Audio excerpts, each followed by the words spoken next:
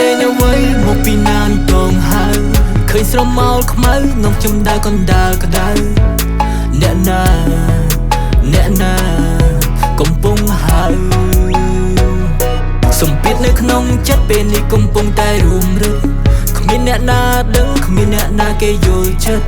ខ្ញុំប្រាប់ការពិតគេថាខ្ញុំសុំក្តីអាណិតអ្នកណាជួយបា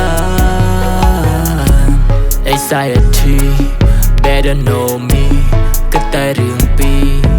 ខ្ញុំរុំខ្ញុំស្លាប់ពេលណាស្ដាប់មិនលឺពេលអ្នកជុំវិញខ្លួននិយាយស្ដាប់មិនលឺពេលគេសួរថាកើតអីអារម្មណ៍ខ្ញុំមិននៅលើផែនដី Better know me better know me តើអ្នកណាអាចជួយខ្ញុំបានតើអ្នកណាជួយខ្ញុំចេញក្រៅតើអ្នកណាជួយឲ្យស្រាកស្រានតើអ្នកណាដឹងខ្ញុំពេលនេះ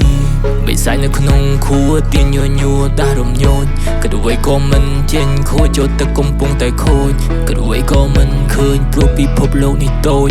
ខ្ញុំរស់នៅថ្ងៃនេះតែខ្ញុំគិតមិនសែនយោជតែសំណួរជាចម្ងល់ឲ្យខ្ញុំឆ្ងល់ថ្ងៃមុខខ្ញុំមានសំណួរខ្ញុំមានចម្ងល់ឲ្យខ្ញុំឆ្ងល់អនាគតខ្ញុំចេះតែភ័យខ្ញុំចេះតែខ្លាចអ្នកជុំវិញបាត់មុខនៅក្នុងបន្ទប់ខ្ញុំគេងខ្ទប់មុខព្រោះក្បាលខ្ញុំធ្ងន់ដូចក្នុងសន្ទុក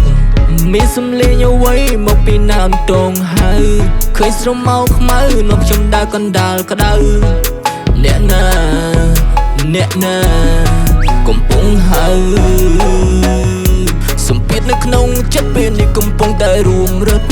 គ្មានអ្នកណាដឹងគ្មានអ្នកណាគេយល់ចិត្តខ្ញុំប្រាប់ការពិតគេថាខ្ញុំសុំក្តីអាណិតអ្នកណាជួយបាន Anxiety better know me គិតតែរឿងពីរខ្ញុំរួមខ្ញុំស្លាប់ពេលណាមានសំឡេងអ្វីមកពីណានតងហៅ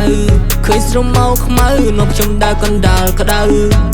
អ្នកណាកំពុងហៅសម្ពាធនៅក្នុងចិត្តពេលនេះកំពុងតែរួមរឹតគ្មានអ្នកណាដឹងគ្មានអ្នកណាគេយល់ចិត្តខ្ញុំប្រាប់ការពិតគេថាខ្ញុំសុំក្តីអាណិតអ្នកណាជួយបាន